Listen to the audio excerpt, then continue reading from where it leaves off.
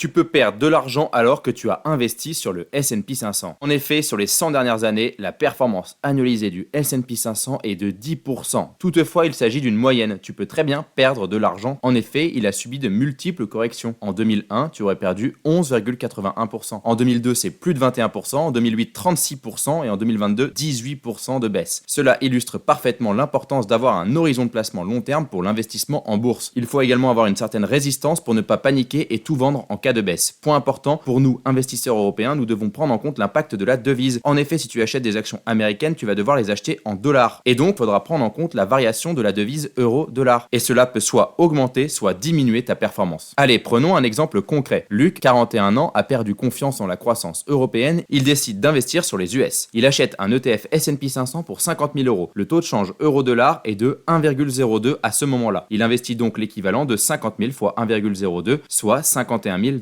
À la fin de l'année, le S&P 500 fait une performance de 9%. Cependant, l'euro s'est renforcé et le taux de change euro-dollar est passé à 1,13. La valeur de l'investissement de Luc est donc de 51 000 fois 1,09, soit 55 590 $. Et pourtant, s'il ramène ça en valeur euro, il a donc 55 590 divisé par 1,13, soit 49 634 €. Il a donc perdu de l'argent en euros malgré la hausse de 9% de son investissement. Prends bien en compte l'effet devise, il est très important. Et si tu souhaites en savoir plus, abonne-toi et va écouter notre podcast L'art de la gestion financière sur Spotify ou Apple Podcast.